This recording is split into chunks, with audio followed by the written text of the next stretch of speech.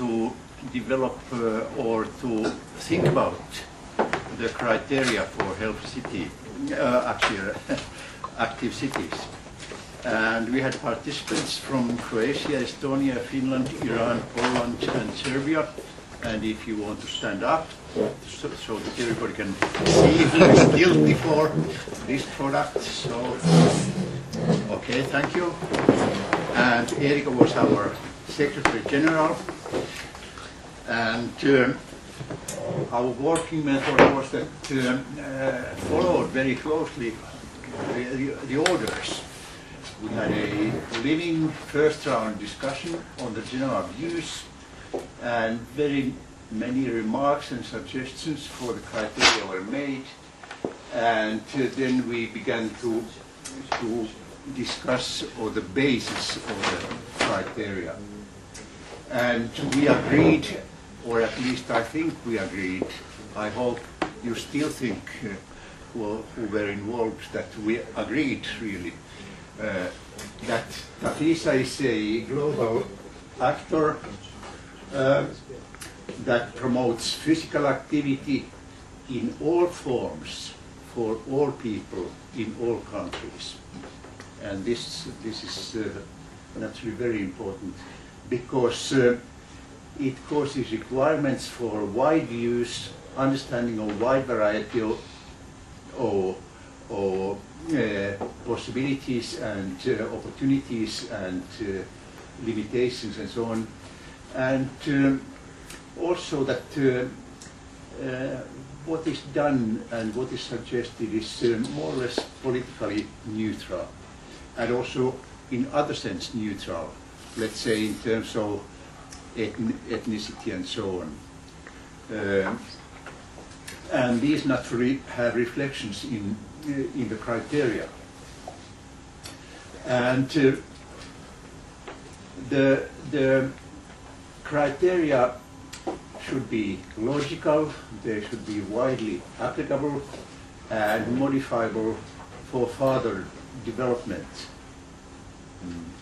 And the aims and use of the criteria are quite many actually, and therefore it's we think very, very important to have a good set of criteria, because they can serve as guidance for the development of active cities for the cities and others too, because these are applicable not only to cities or municipalities but also for workplaces and so on and so on in principle. They serve for follow-up and evaluation of the process of becoming active city and the results of that process or measures and activities. Also, they can be a proof and demonstration of the activities of the city, actions and measures. If you have these criteria and tell against those criteria what has been done. They are instrument for rating if you want to, or if TAFISA or somebody else wants to rate, for instance, cities, how they how successful they are on the continuum. And they are a tool for, so to say, friendly competition between the cities naturally. And they are basis for awards, or at least partial basis for the awards. And criteria for these criteria, there are some. Actually, what was important is that we certainly knew that we cannot construct or develop a ready set of criteria, but we can give some criteria for the criteria and basis for the criteria for further development, and it's already a great step forwards. And so one important thing is that are the criteria for assessing the status of the city on the continuum of active city, because the status reflects what has been done sometimes by somebody in the past, or are they for development and of the results or the process, so that do we use the criteria for process evaluation and look at successive time points how the process is proceeding against these criteria. So they have been universally acceptable, applicable, but modifiable. And this is naturally not very easy task. And they had to be politically correct, so to say. They had to, what we wanted to stress, that they had to be comprehensive in terms of what active city can include. And it would be best, and actually it is necessary, that they are based on some kind of more or less evidence-based framework. And that framework has to correspond to the concept of active cities, naturally.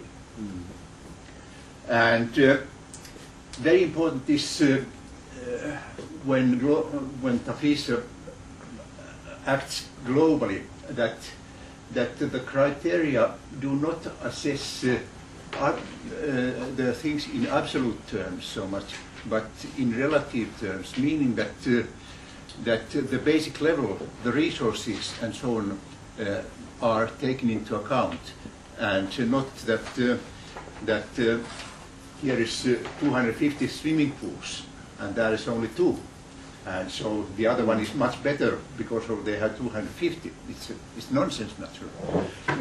Very bad example, but you understand what I mean. And they have to be measurable but practical for any purpose we have. And then the framework and some additional criteria.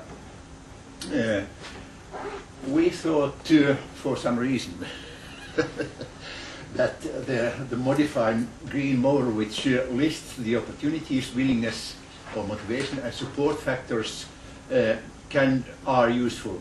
And I think that's good framework, because it has been there for 30 years now about. It has been tried in many circumstances and programs and so on. And it's evidence-based in many ways. And it's logical. And the second, in a way, there we have lots of criteria already when we list them out, and we can put qualitative criteria for those criteria as sub-criteria. And then naturally it's important to assess how the offered opportunities are used.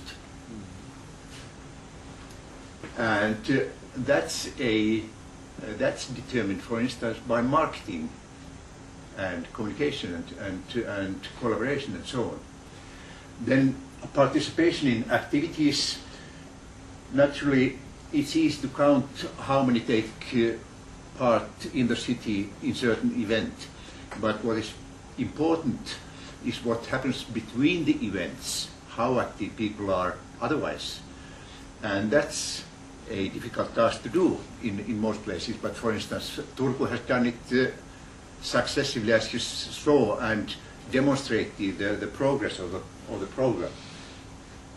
So if possible, also unorganized physical activities should be assessed in one way or other, and naturally there are even quite simple methods.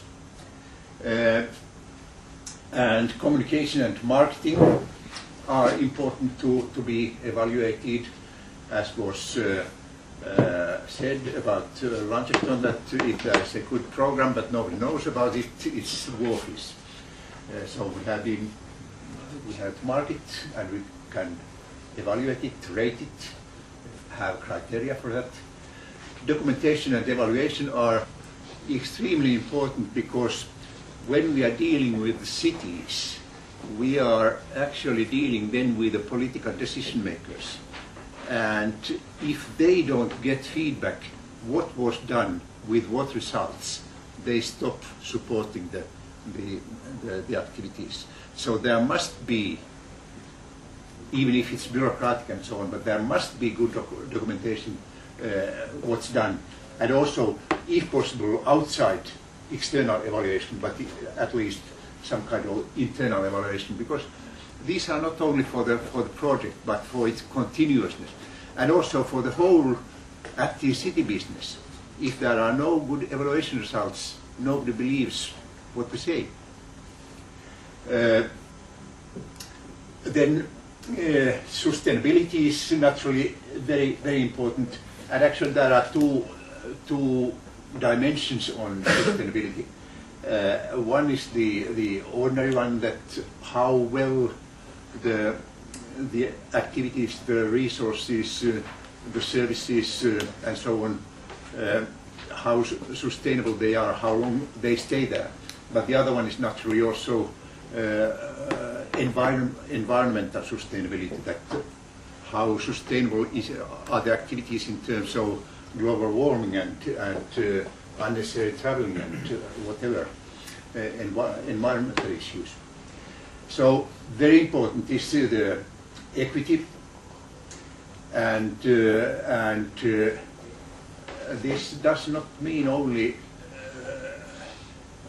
so to say, very clear issues regarding equity, like ethnicity or so, but also within and between quite ordinary population groups, so that as I said before, that all children in all parts of the city, in all schools, are offered the same level of services, or for the elderly about the same, or anything. And then very difficult criteria